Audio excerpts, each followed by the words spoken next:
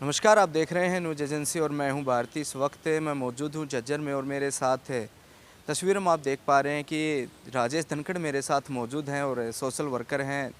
लगातार है तमाम मुद्दों पर अपनी बात रखते हैं। आज हम भी उनसे रूबरू आपको कराएंगे और जो प्रदेश के वर्तमान हालात हैं उन पर भी मैं उनसे चर्चा करूँगा। सर, सबसे पहले नमस्कार। नमस्कार। आपकी न्यूज़ एजेंसी वाले देखने वाले दर्शकों को मेरी तरफ से हाथ जोड़ के नमस्कार। सर, सबसे पहले आपका जो पूरा परिचय है, कौन से आप सोसाइटी से जुड़े हुए हैं, किस तरह का काम करते हैं, वो दर्शकों को बताइए। मेरा नाम राजेश धनखड़ है। मैं विश्ववीर जाट सभा राष्ट्रीय अध्यक्ष हूँ और मैं लाल बहादुर शास्त्री की पार्टी का प्रदेश अध्यक्ष भी रहा और पहले चुनाव में मैं वाइस चेयरमैन रहा मतनेल ब्लॉक से। और जो प्रदेश की हालत की बात है और जो देश की हालत की बात है, देश और प्रदेश को ये बीजेपी की सरकार और ये आरएसएस बीजेपी का जो षड्यंत्र है, ये गुलामी की तरफ लेके जा रहा है। हिंदुस्तान की जो बुनियाद है वो सब धर्मों और 36 बिरादरी से बनी हुई है। इस तरह का फरमान जो आज की सरकार मौजूदा कर रही है, ऐसा काम कभी अंग्रेजों के शासन में भी नहीं हुआ। 4 वाक्य इसी 3 तो अभी हरियाणा में के हैं जो ताज़ा हैं। एक एसपी उत्तर प्रदेश का था जो कावड़ियों का जत्था एक मस्जिद के सामने डीजे बजा के उलट फैला रहा था। उन्होंने हल्का लाठी चार्ज किया तो अगले दिन उसका ट्रांसफ़र कर दिया गया। हरियाणा में नू दंगों में जो सरकार ने गरीबों के मकानों पर बुलडोज़र चलाए, उनको रोकने वाले 2 जजों का अगले दिन ट्रांसफ़र कर दिया गया। जिस 2 जजों ने केस सुनना था उनने पहले ही पीछे हट गए। खुद चीफ जस्टिस हाई कोर्ट ने उस केस की सुनवाई करनी पड़ी। जो चंद्रकला कमिश्नर गुड़गांवा है, सुदर्शन न्यूज़ वाले को उसने गिरफ्तार किया जो विवादित बयान दे देश प्रदेश में आग लगवाने का काम कर रहा था, उसका ट्रांसफ़र कर दिया गया। इस तरह से जो इस देश और प्रदेश में तानाशाही है, संविधान को और गरीब को कुचलने का जो प्रयास है, हिंदू और मुसलमान पर लड़ाने का प्रयास है, ये देश के लिए अच्छा संकेत नहीं है। जिस तरह से आपने नू मेवात का जिक्र किया, कितने दिन तक आपने वहाँ काम किया और क्या हालात आपने वहाँ देखे? मैं पिछले 20 साल से इस देश के हर स्टेट में गया हूँ। यहाँ का बताइए, आप मेवात में कितने दिन आपने रह के काम किया? मेवात को मैंने गांव-गांव मेवात का देखा है। कभी भी सन 47 से पहले और बाद में हिंदू और मुस्लिम का दंगा मेवात में नहीं हुआ। नहीं, अभी जो ये नू मेवात के दंगे हुए, इस दौरान कितने दिन आप वहाँ पर रहे?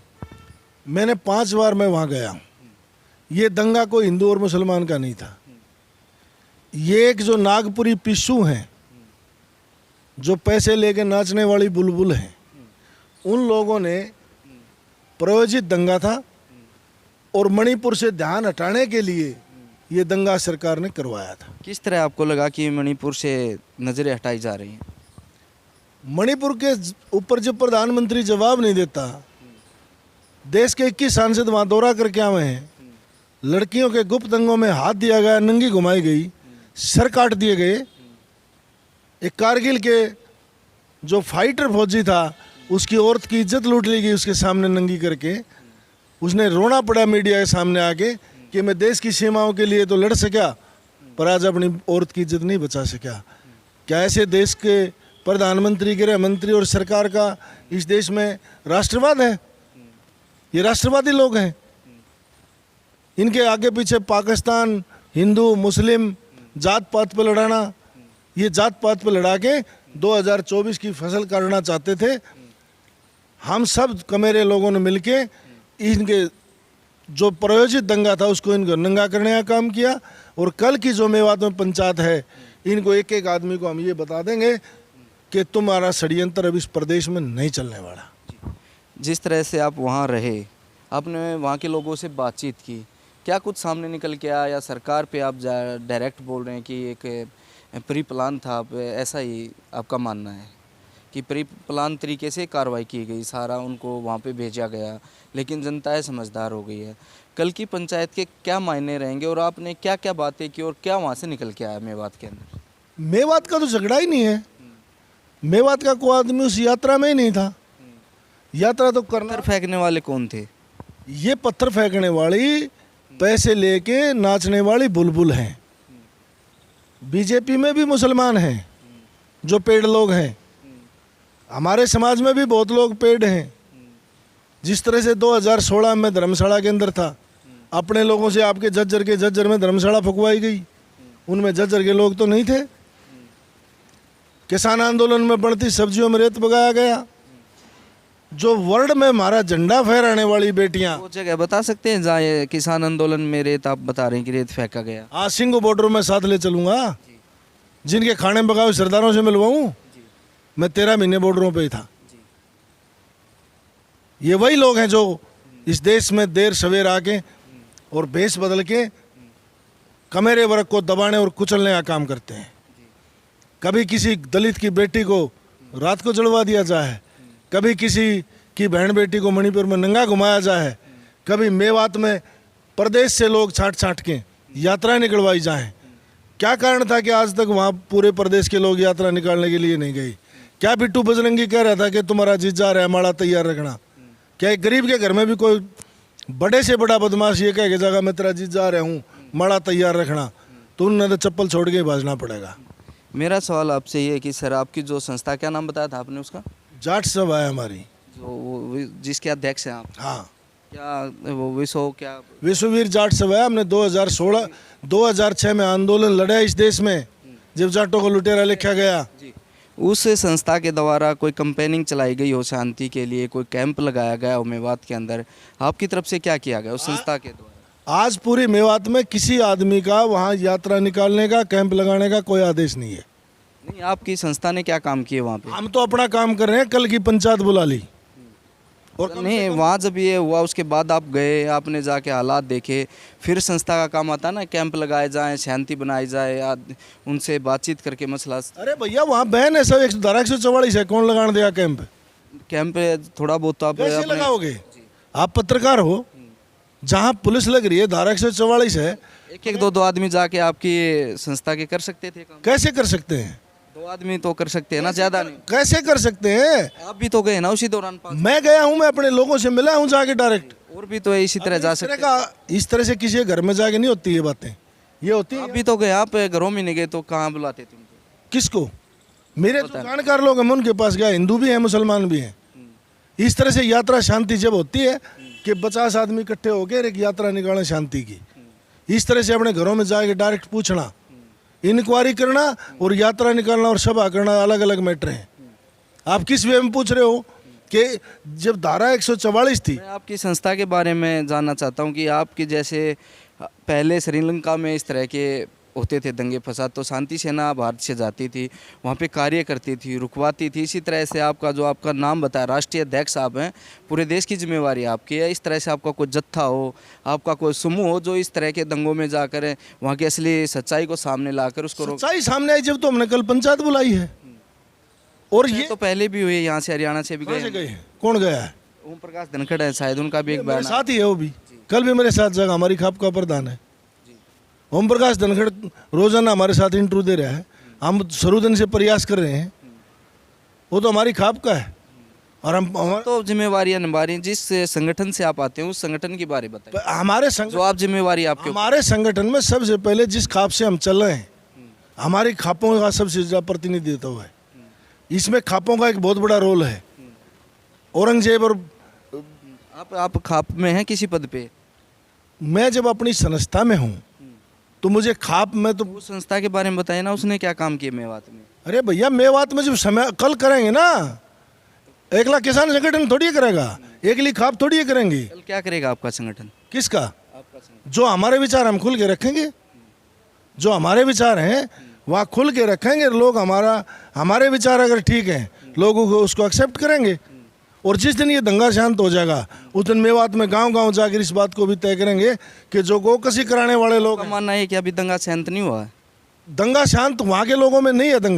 दंगा कराने वाले सारे बीजेपी आरएसएस के लोग। आपने कहा कि दंगा शांत होने तक, अभी दंगा है कहाँ वो बताइए। अभी फोर्स है ना वहाँ, फोर्स है ना।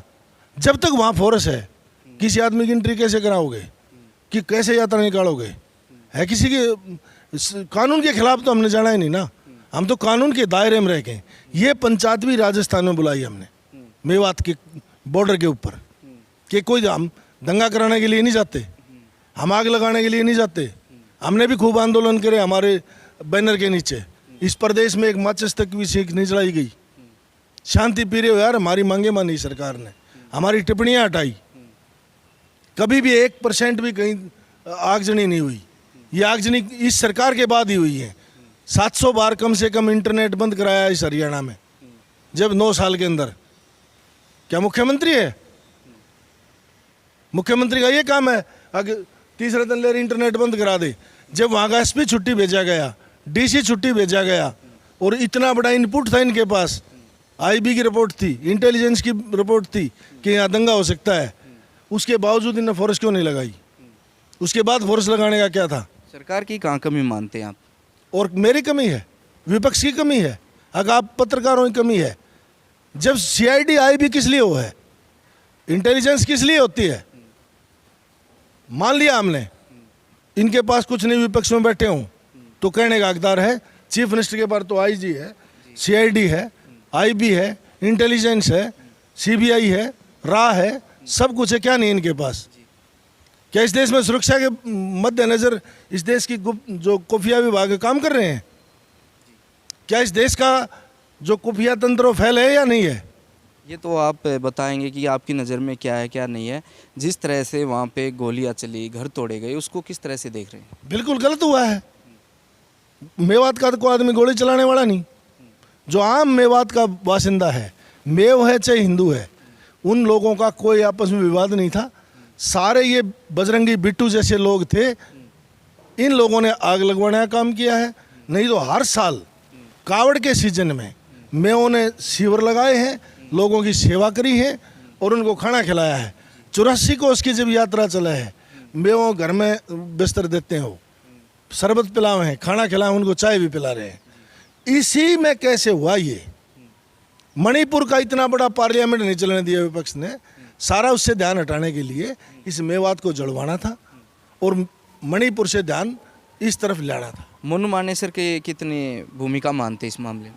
मैं मोनू मानेसर का कोई इसमें नाम किसी का पर्सनल नहीं लेना चाहता। बिट्टू का ना, बिट्टू बजरंगी का आपने 3-4 बार लिया। बिट्टू तो इसलिए नाम लिया एसपी ने गिरफ्तार करके, उसे दोनों का क्यों नहीं ले रहे? जिस लोग गिरफ्तार होगा उसका भी ले देंगे। हम जांच के बिना किसी को दोषी कैसे मान लेंगे?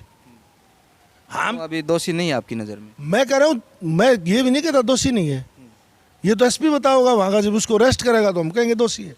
दोषी है और राजस्थान में 2 लोगों के कत्ल का, उसके ऊपर FIR है, जुनैद और नासिर की। जो गौरक्षक हैं, मोनू मानेसर के खिलाफ FIR है राजस्थान में, उसमें हम कहेंगे दोषी है। अगर जिस दिन एसपी इनको पकड़ लेगा, गिरफ्तार कर लेगा, बेजानिया बहुत अच्छा काम कर रहा है वहाँ, उसने बिट्टू को गिरफ्तार कर लिया। एक और लड़का वो फरीदाबाद का था, उसको गिरफ्तार कर लिया। एक बाबा जी को गिरफ्तार करा लिया। जो लोग गिरफ्तार होंगे, जिसको एसपी कहेगा ये दोषी है, उसकी ठोक के कहेंगे वो दोषी है। बाकी सरकार का कहाँ इसमें योगदान था? हम दंगे को रोके, मैं तो ये बात पूछ रहा हूँ। वो तो देखिए जिस तरह से वहाँ पे हालात बने, उसमें कहीं ना कहीं हर कोई मानता है कि सरकार की खामियां रही। पहले से रिपोर्टें थी, आपने जिस तरह से कहा, इंटेलिजेंस काम करी थी, सीआईडी उनके पास थी, तो कहीं ना कहीं खामियां रही। जो कल की पंचायत है उसका मुख्य उद्देश्य क्या रहेगा आपकी? मुख्य उद्देश्य ये रहेगा यहाँ शांति बने, इस तरह के दंगे ना हों। जो लोग गौ रक्षा दल के नाम पे और कुछ गौ कसी वाले मिलके इस प्रदेश में गौ के ऊपर राजनीति करा रहे हैं, उन लोगों को नारा निकाला जाए, उनकी जांच करी जाए। जो हिंदुस्तान में कत्ल खाने हैं गौआ के, उनकी जांच हो, इनमें गऊ कहाँ से आ रही हैं, कौन भेज रहा है। बाबा जी उत्तर प्रदेश का चीफ मिनिस्टर है, हरियाणा में खट्टर है, प्रधानमंत्री ने कहा है गऊ के ऊपर राजनीति हो रही है। फिर हिंदुस्तान से वर्ल्ड में सबसे ज़्यादा बीफ सप्लाई इंडिया कहाँ से कर रहा है? ये कौन सी खान ले रहे हैं जो बीफ पैदा करते हैं? बीफ किसी खदान से तो निकलता नहीं, गऊ कटने के बिना बीफ बन जाएगा। उनका डाटा सरकार क्यों नहीं बताती कि जिस आदमी ने 70,000 पशु काटे हैं, जिसने 1 लाख पशु काटे हैं, जिसने 30,000 पशु काटे हैं, वो गाय कहाँ से आई है? जब किसान गेहूँ बेचने जाता है तो उसका जे फार्म हुआ है। आप एक टी शर्ट खरीदते हो, आपको जीएसटी लग गए है, आपको बिल का भी कानून है, बीड़ी के बंडल पर भी है। जब इतने बड़े गऊ का बड़ा व्यापार सरकार कर रही है और उनसे चंदा ले रही है, उन लोगों को नंगा क्यों नहीं करती? या तो यह सरकार की नियत है कि इधर से राजनीति करते रहो, उधर से गौ मांस का व्यापार। जिस तरह से जिक्र किया आपने गौ माता का, आपके संगठन के अंडर कोई आती है गौशाला? जिस आपके संगठन ने बनाई आज तक कोई गौशाला की वहाँ पे जो बेसहारा गौ, उनको संगठन भी तो मदद इसलिए हिंदुस्तान का कल्चर ही नहीं है। जहाँ हिंदू बस रहे हैं, जहाँ सनातनियों का देश है और इतने बड़ी तादाद पर झंडे ले घूम रहे हैं, उस देश में वृद्ध आश्रम और गौशाला खोलना तो तौहीन है। ये हिंदू राष्ट्र की, हिंदू लोगों की तौहीन है, आरएसएस और बीजेपी की तौहीन है, जिसका गौशाला नहीं होनी चाहिए। नहीं होनी चाहिए।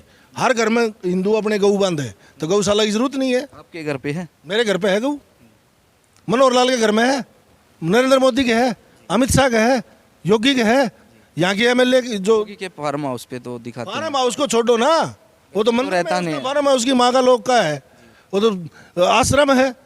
उसके जो सरकारी कोठी है उसमें कितनी गाय हैं? मनोहर लाल के कितनी गाय हैं? ओम प्रकाश धनखड़ के कितनी गाय हैं? घर में कितनी रानी गाय हैं? कितने सांड हैं?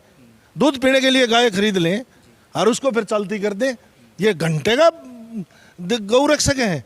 गौ रक्षक वो है जो यहाँ जो रोड पर राने खागड़ घूम रहे हैं, जो सरकार में मलाई खा रहे हैं गऊ के नाम पे, उनके घरों में 10-10 खागड़ और 10-10 बगैर ये घूमने वाली गाय बांधी जाएं। इस बात से हम भी सहमत हैं कि हर मंत्री के घर एक छोटी मोटी गौशाला हो, 10-15 गाय हों, बछड़े हों, तो ये कम भी हो सकते मैं तो कहता हूँ बीजेपी के वोटर और कार्यकर्ता घर भी हों। बीजेपी का जो वोटर है और जो हिंदू राष्ट्र के लिए जय श्री राम के झंडे लगा रहा है, पूरे दिन नारे लगाओ, चुतड़ बीच बीच नारंगी पीसू, वो अपने घर में 10 गाय बांध ले, 5 बांध ले, 2 बांध ले, 1 बांध ले, एक बछड़ा तो पाल ले।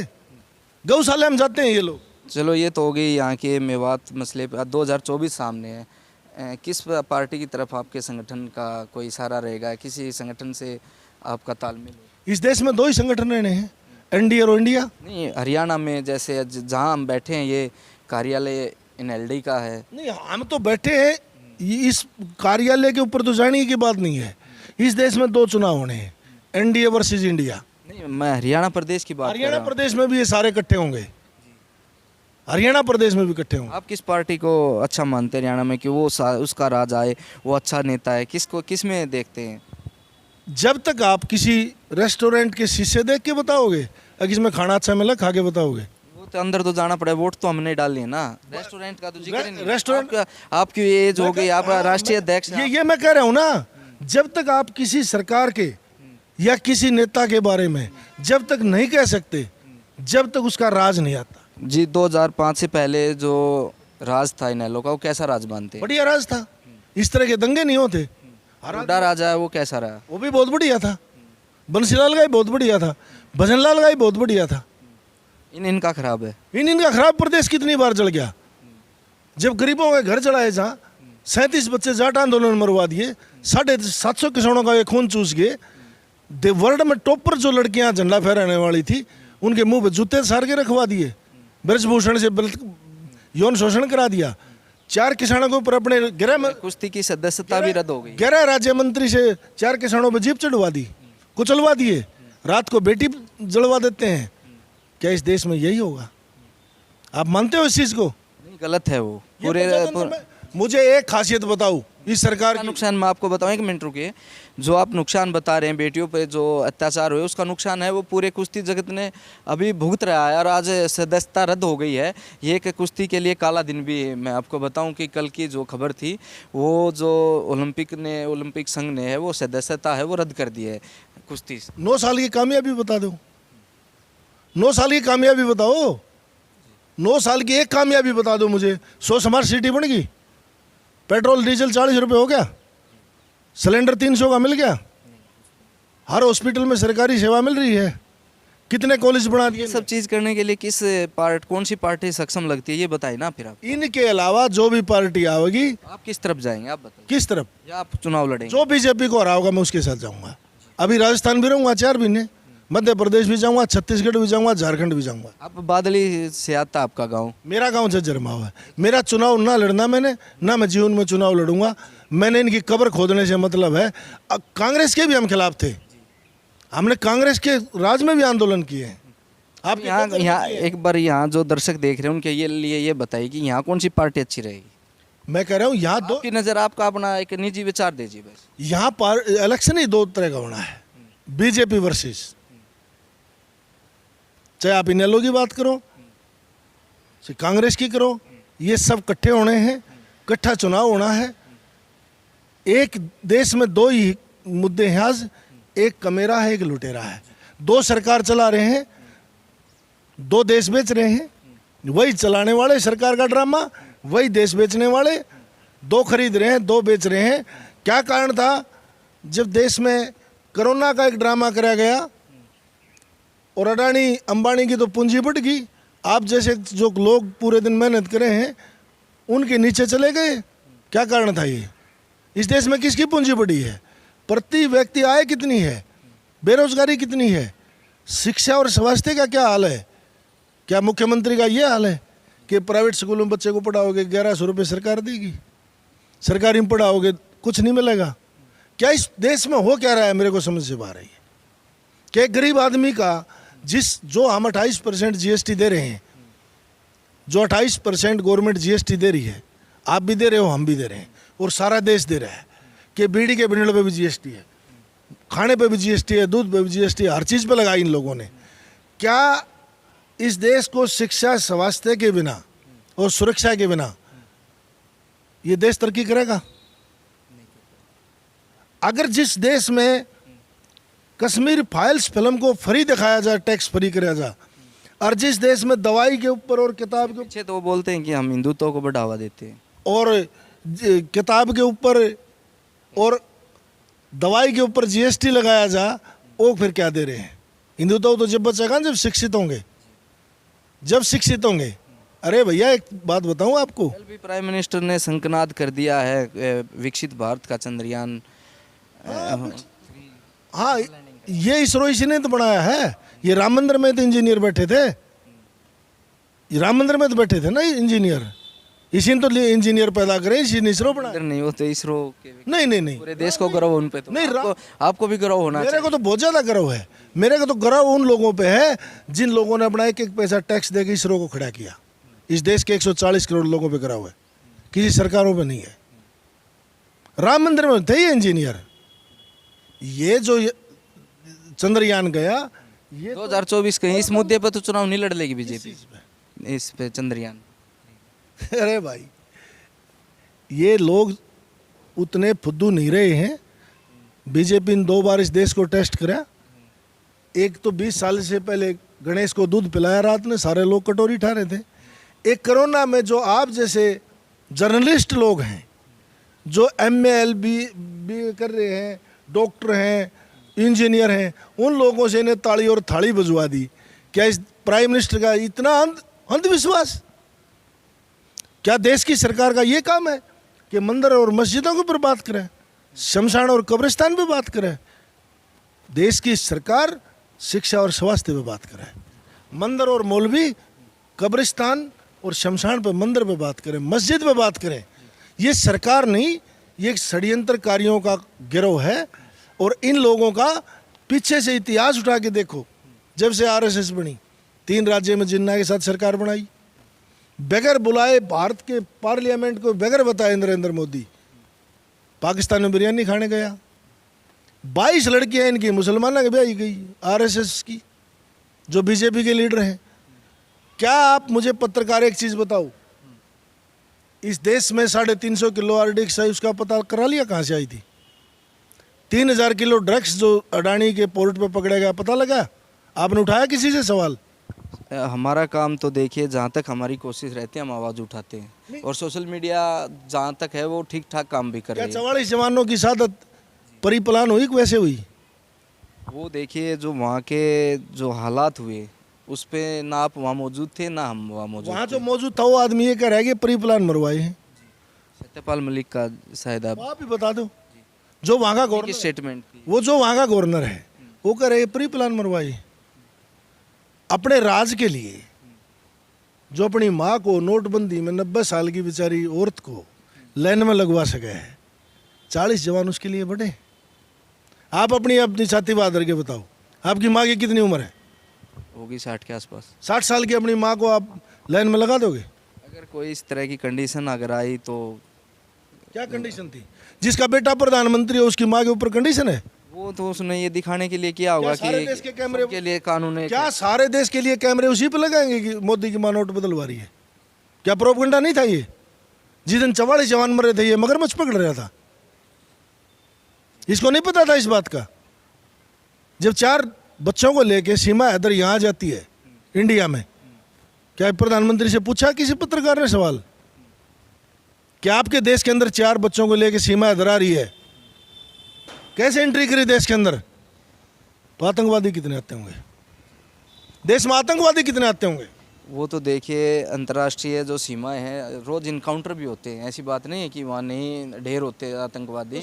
और ये जो एक लीगल तरीके से पासपोर्ट साइज उसके अनुसार आई अपने जो प्रक्रिया होती है आने की, पहले नेपाल फिर इस तरह से वो घूम के यहाँ आई। ये कहीं बॉर्डर क्रॉस करके नहीं आई कि यहाँ की आर्मी को लांग के ज़बरदस्ती घुस गई। ये अपने एक जो इन्होंने वो कार्रवाई चल रही है, कोर्ट देख रही है और अच्छी तरह से जाँचें हो रही हैं। आने के बाद पता लगा ना? आने के बाद पता लगा कि पहले लगा?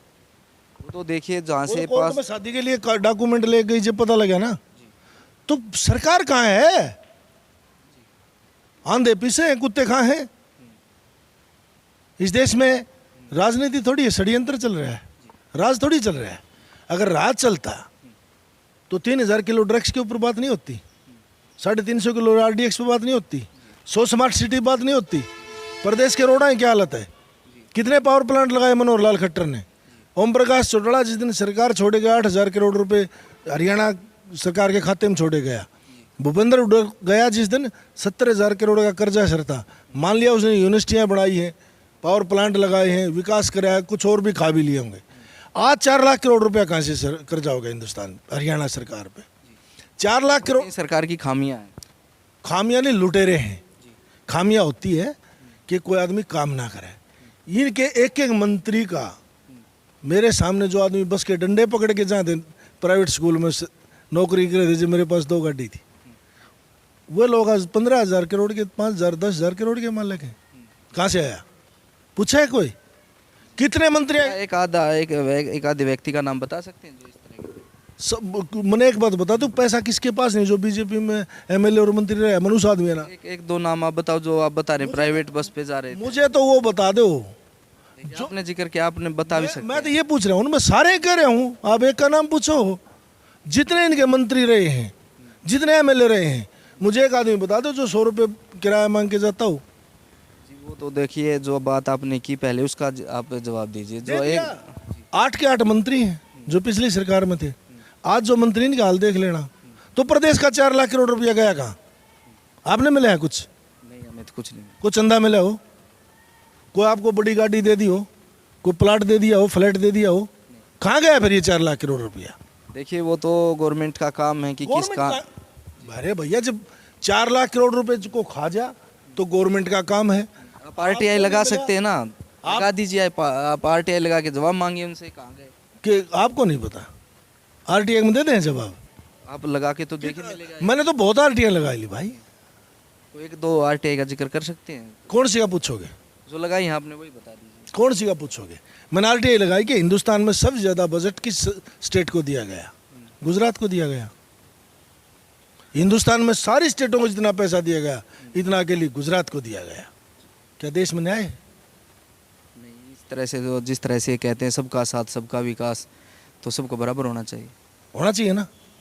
और नरेंद्र मोदी की सही बहू ने खोज लो, चिट्ठी दे दूँ तो? अगर नरेंद्र मोदी ने मेरी बहू खोज ली, अडवाणी जी वापस दिवा दूँ? कोई चिट्ठी आपके पास तो डालना हमारे पास भी। हाँ भी डाला, वो चिट्ठी भी डाल दूंगा और भी डाल दूंगा। नरेंद्र मोदी के खिलाफ चिट्ठी लिखी संघ के आदमी ने गुजरात में, गुजराती में चिट्ठी है, पढ़ लेना। मैं बगैर कर लेंगे हिंदी में, बाद में ले लेंगे, कोई नहीं, वो तो कर लेना, कोई बात नहीं। मैं आपको ये सारी चीज़ दे दूंगा भैया। कोई आप और कोई आपकी बात हो हमारे माध्यम से दर्शकों के लिए बताइए। मेरी तो ये है आपके दर्शकों को कि इस प्रदेश में सब बिरादरियां कमाए खाने वाली एक हैं, सब धर्म एक हैं, भाईचारा और प्यार से रहो। प्रदेश में देश में कहीं झगड़े ना हो, विवाद ना हो। इस तरह के जो पैसे लेके नाचने वाली बुलबुल हैं, इनकी पहचान करो। जो नागपुरी हिंदू हैं, 14 के बाद के हिंदू हैं जय श्री राम वाले, उनको देखो ये जय श्री राम क्यों बोल रहे हैं, ये सीताराम क्यों नहीं बोल रहे। क्या राम के घर में भी डिस्प्यूट कराओगे? सीता का भी तलाक, मोदी तो बहू छोड़ के भाग गया, क्या सीता को भी छुटवा दिया? क्या आपने किसी संगी के नाम मुंह से सुना है सीताराम? बताइए मुझे एक आदमी। हम तो ज़्यादा इंटरेस्ट रखते नहीं नेताजी इसमें। किस में? ये जो राम श्री राम, जय श्री राम, सीताराम, अपनी खबरें की और अब तक पहुंचा दी, इतना काम होता है। ये छानबीन का काम हमारा नहीं। फिर आप जर्नलिस्ट नहीं हो। आपने तो मंदिर में जाए घंटा बजाना चाहिए, जय श्री राम जय श्री राम। हमें क्यों बजाना चाहिए? सामने आप आ जाएगा। सरकार तो यही तो कर रही है ना कि ना यूनिवर्सिटी बनाएंगे ना हॉस्पिटल बनाएंगे, हिंदू मुसलमान का दंगा कराएंगे और अयोध्या में मंदिर बना देंगे, पटेल की मूर्ति लगवा देंगे।